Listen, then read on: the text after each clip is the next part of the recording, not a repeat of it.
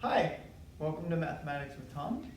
I am Tom, and today we are going to talk about linear combinations. So come with me, and we'll start here. So today the topic is linear combinations.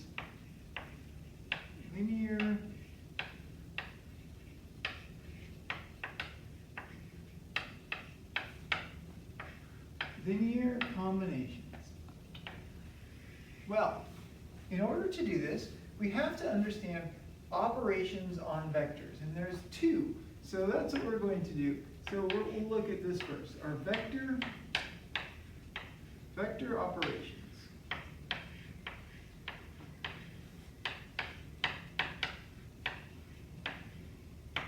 The first one, number one, is what's called scalar multiplication. Scalar multiplication.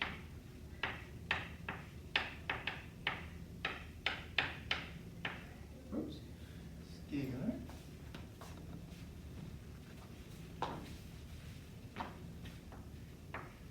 Scalar multiplication is, what we do is we say this, let C, now this is good, we're going to use some new notation here. Let C, and we're going to use this little e, it's an epsilon, let C be in R. So this is read, let C be in R, period.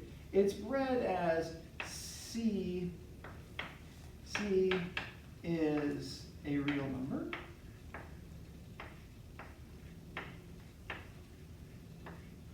C is a real number. And that's what this capital R stands for. This R, this fancy R, represents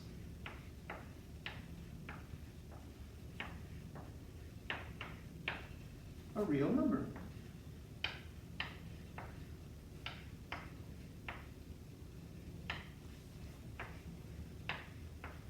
And if you're asking, well, what is a real number? A real number is all the possible numbers you expect. It's all the decimals, it's pi, it's e, but it's not complex, but it's just any real number, any number that you need. Fractions, decimals, positives, and negatives. And so what we say is, if I say C is in R, it means that C is a real number. And sometimes you might also hear it read C is an element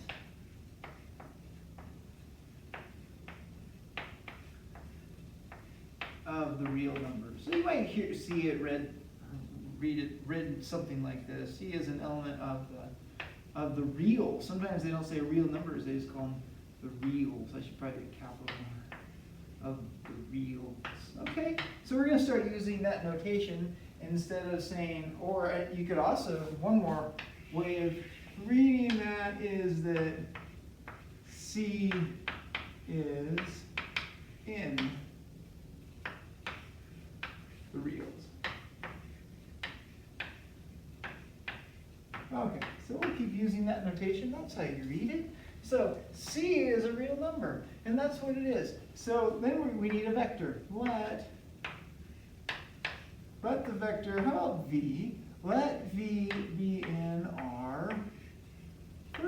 So you can have a vector. We know that if a vector in R3 has 3 components, then scalar multiplication says you take C and you multiply it by V, and this is how you do this.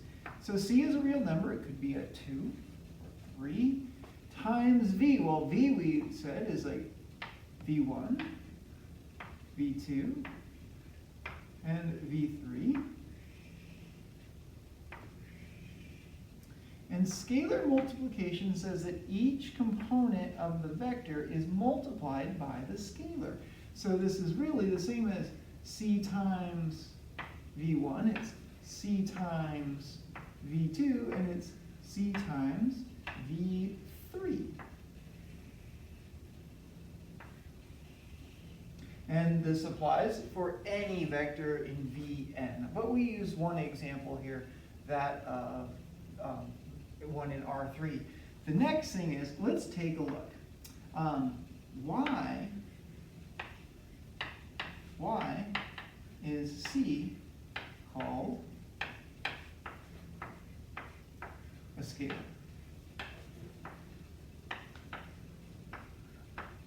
Question mark. And I think the best way to illustrate that is with an example. So let's do this. We need a vector. Let the vector x. Let x be the vector, how about the vector 2, 1. And we need some more here. And let C equal, let's try 0, let's try plus or minus a half.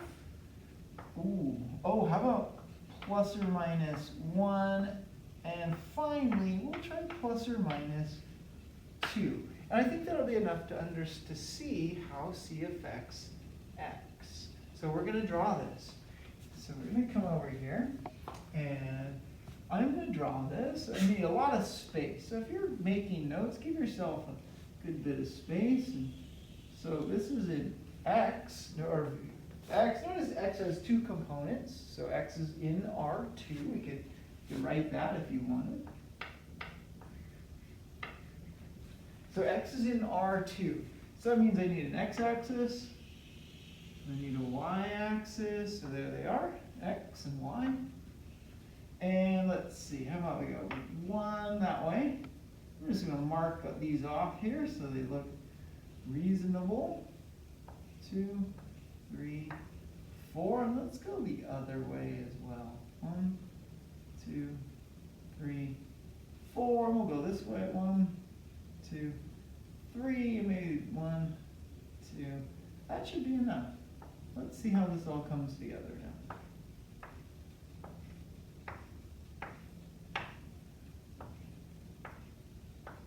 So let's start. We're going to start, this kind of a problem needs color. Let me show you. So we're going to have green. Green doesn't show well. We'll have our pink chalk, purple, green, and even blue. Vectors like being drawn in blue. So let's try this. I'm going to start with the vector x. And that one here is at 2, 1. So there's my point, 2, 1. I'm going to make a nice bold arrow. That is the vector x. Now let's practice scalar multiplication. And each time we do it, let's record our results. So what I need to do now is I need to compute C times x. So let's do this. So now let's calculate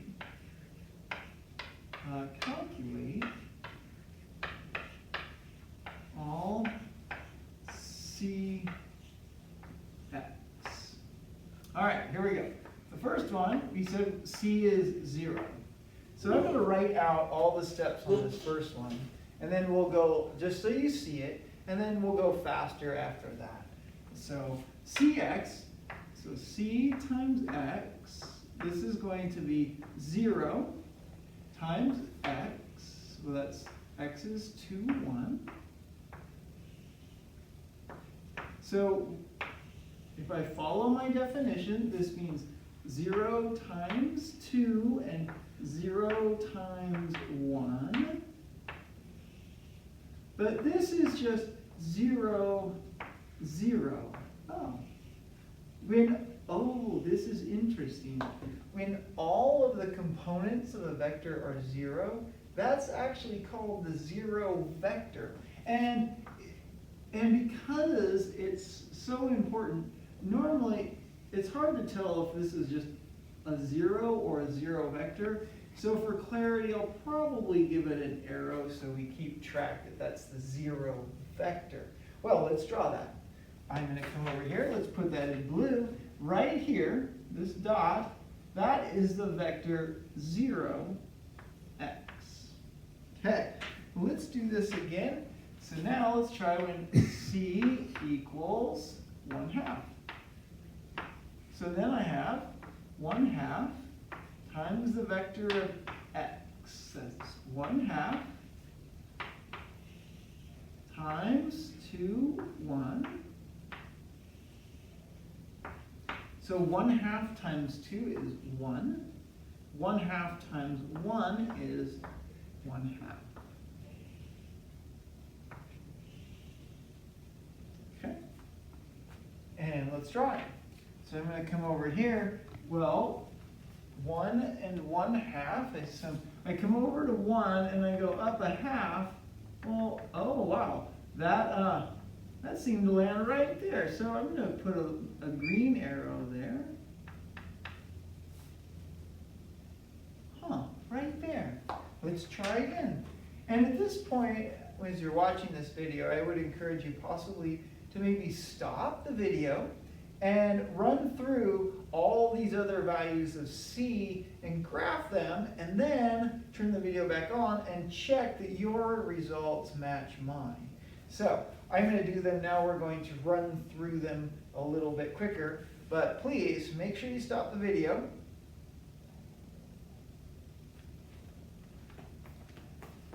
And stop the video. Okay, so you got all those done? Good. Here we go. So let's check. So if I have c is minus 1/2, then I should have minus 1/2 x is going to be, what is that? That's going to be minus 1 minus 1/2. Okay, my next one we said is c equals 1. Well, then this is 1 times x, but that doesn't change anything. That's still the vector of 2, 1. Okay, our next one is c equals minus 1. Well, that means that minus 1 times x is minus 2 minus 1. And you probably know this, or just to add clarity, it's that the vector of minus 1 times x is often just written as minus x. Our next one is c equals 2. That means that the scalar 2 times the vector x, that's the new vector of 4, 2. And finally, c is minus 2. That's minus 2 times x. This is the vector of minus 4 minus 2. Now, let's draw these. This is where this is what we need to see. So we've drawn here, c is 1/2 x. Let's draw c minus 1/2 x. So that's probably a purple vector. So minus 1, that would be here, and then minus 1/2, well, that would probably be about there. So that is this point. That's the vector minus 1/2 x. Okay, let's try a pink vector. Pink is good for 1x. Well, 1x, that's 2, 1. So in other words, x is the same as 1x. So that's this vector again. Then, I'm running short on color, so let's start reusing them. I think that's okay. We have 1x. Look at minus 1x. Minus 1x gave me minus 2 minus 1. So minus 2 minus 1, that's right there. Oh, look at that. Clever. That's minus x. Okay, then our next next one here is 2x. Well, 2x is 4, 2, 4, 2. So I would come out to 4, go over by 2, and where do they meet? Well, where do they meet? Notice that they meet right there. That is the vector 2x. And then if we continue, let's use pink, minus 2x is going to be minus 4 minus 2. But that's this vector. Minus 2x. That was a lot of examples. And it's worth doing because look at what we've created. What does C do? When C is between 0 and 1, it made the vector half the length. When it got larger too, it doubled the length of x. Or it could switch the direction of x and make it shorter or make it longer. In other words, the scalar scales the length of x. And not only that, if I was to do this over and over with all possible values of C, what would I get? What do I have? I have a line. And that's our first conclusion that we need today. And this is what we say. We say the set of all Cx, all Cx is a line. Now I need to put an interesting condition on it. This is something we can draw. We can draw in R2. We're going to go, or even going to learn to draw in R3, but this is true in Rn. And so I want to make that note here, is that if for, write this, for we'll just call it x. If we, no, we'll give it a different vector. Did I use v? I haven't used v yet, have I? Yeah, I did. You used v. Oh, I did. Oh, v was my general n. Yeah. Yeah, so we can say, so for v, in any dimension, it could be R2 or Rn or R10. For v in Rn, CV is a line. Okay, so that's scalar multiplication. That's step 1. Let's go to step 2. I'm going to come back here. We're going to erase. I'm going to erase the board. But now I'm going to leave scalar multiplication up here, and let's erase this.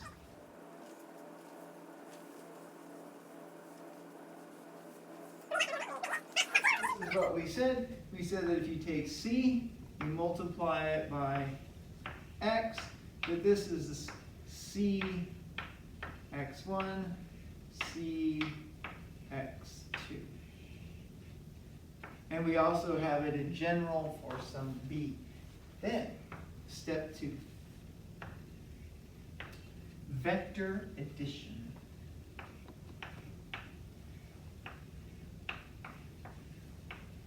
Vector addition.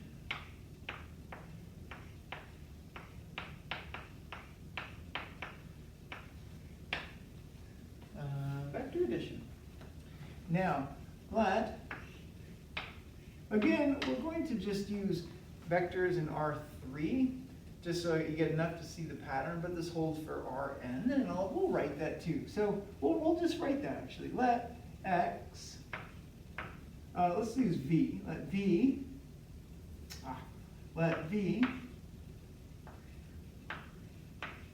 and let's use a w, and w be in Rn. Then we would say that v plus the vector w is equal to, well, let's write it this way. Actually, I'm going to bring down this work. So, well, v, that's the vector of v1, v2, all the way down to some vn.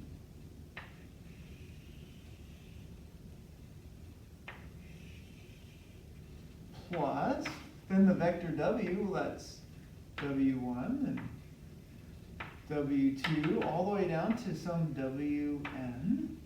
Well, here's how we add vectors. So this is the math, then we're going to look at the geometry. The math says you add component-wise. So you add v1 and w1. Then you add v2 and w2. And then you could have a v3. You add v3 and w3. And you just keep doing that until you get down to the last component, vn plus wn. And that is how you add vectors. Now, let's put this to work. So I'm going to come over here. Actually, let's erase our graph. And let's understand this idea. So here we go. We're going to add some vectors. So example.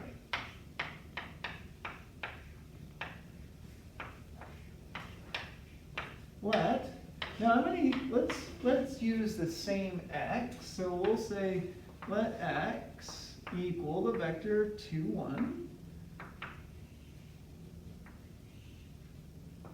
And let's let the vector y, how about 1, negative 1? Yeah. There we go.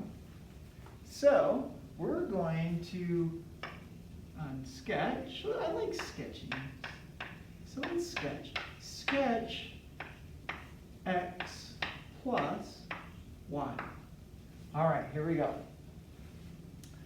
First, let's add them. Let's see what the result is. So if I take the vector x and I want to add it to the vector y, well, x is 2, 1. Let's write this out once. Just all of the illustrative steps. 1 minus 1, that's y. And this says we add component-wise. So I add the 2 and the 1. I add the 1 and the minus 1. I think you want equals. Oh, I do want an equal. Yes, thank you. Oh, goodness. I could be at that all day trying to figure out what went wrong. All right. And so finally we put that together. 2 and 1 is 3. 1 plus minus 1 is 0. Okay, so we know that this sum is the vector 3, 0. Let's draw this. Let's draw this. I think the best place to draw this is a fresh, we're going to need a big fresh screen, and I'll try to show you why.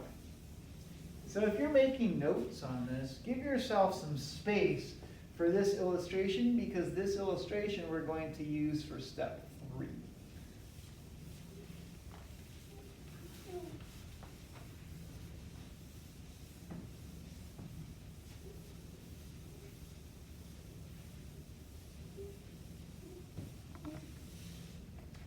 Okay, so I'm going to draw this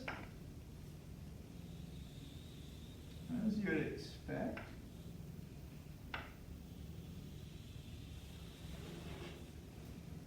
Here's my x-axis, here's my y-axis, and let's go 1, 2, 3. I think that's enough.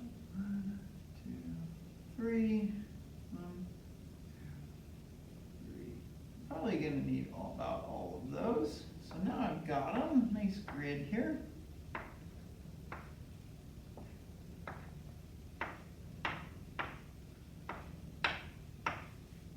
Oops, that's wrong. Looks okay. Oh, pretty close. There.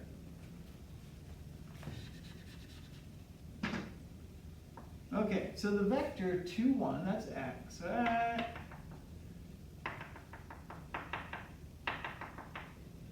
That's the x. Huh, that's kind of a broken arrow.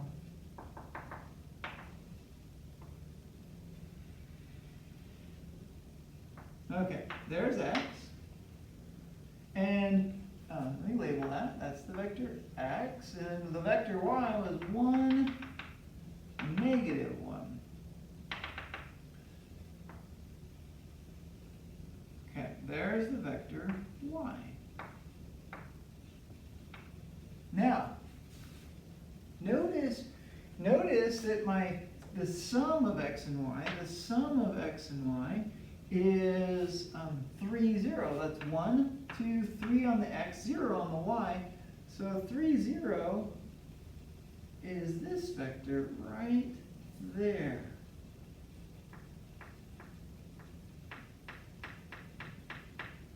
So this is, if you think about just adding on a number line, remember if you were to add 1 and 2, you would start at 1 and then count 2 more to get to 3.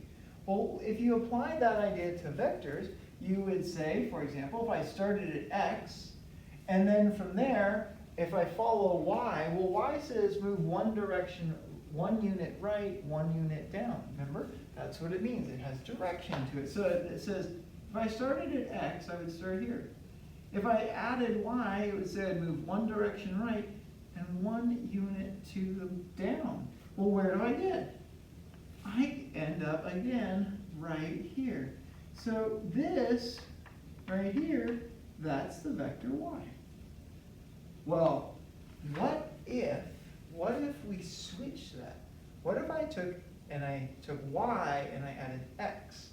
So that would mean I would start here at y and then add x. Well, if I did that, what would I get? I would start at y, and x says move 2 right, move 1 up. And look at that. If we do that, there's the vector x. So what have we found? It's not a complete proof, but it's a pretty good example of vector addition is commutative. X plus y is equal to y plus x. So this here is the vector x. And this is the vector, you could write our final result, that's the vector of x plus y. It's also the vector of y plus x. Okay. Now, that's vector addition. It gives us vector addition, so let's write that down. I'm going to come over here. Vector addition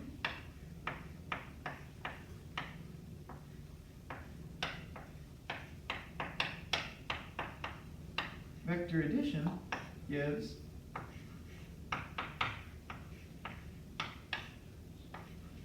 the long diagonal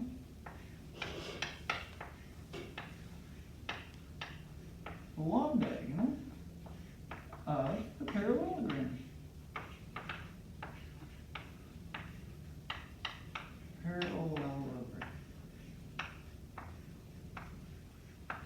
Okay, and that's what this is. That's what this shape is. This shape that we have here, I'll color it pink. This whole thing here is a parallelogram. So the addition of vectors creates geometrically a parallelogram with the long diagonal. And that is step 2. Now, step 3.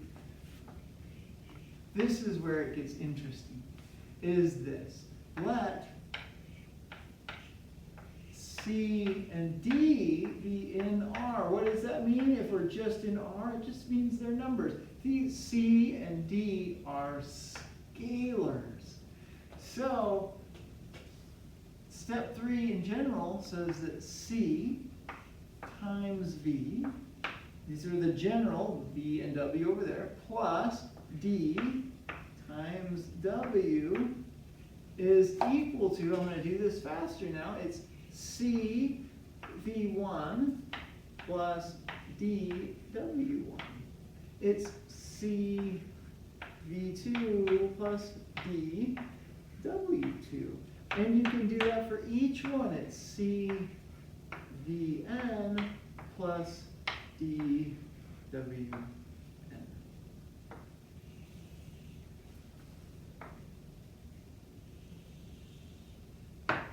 Okay.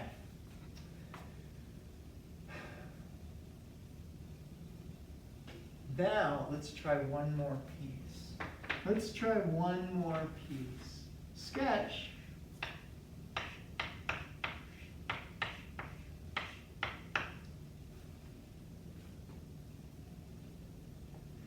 sketch. Sketch. Let's try this. X plus, let's let C be 1. So I'll just write a 1.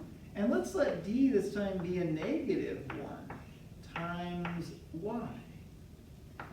Wow, what's that going to be? Well, let's try this and let's see what that gives me. This is the same as saying that I have the vector 2, 1 times the 1, which doesn't change it, plus I have the negative 1 times my vector 1, negative 1. So this is going to be 2, 1. Plus I have the vector, now I have negative 1 times 1 is negative 1. Negative 1 times negative 1 is positive 1. So this is now the vector of 2 plus negative 1, that's 1. 1 plus 1, that's 2.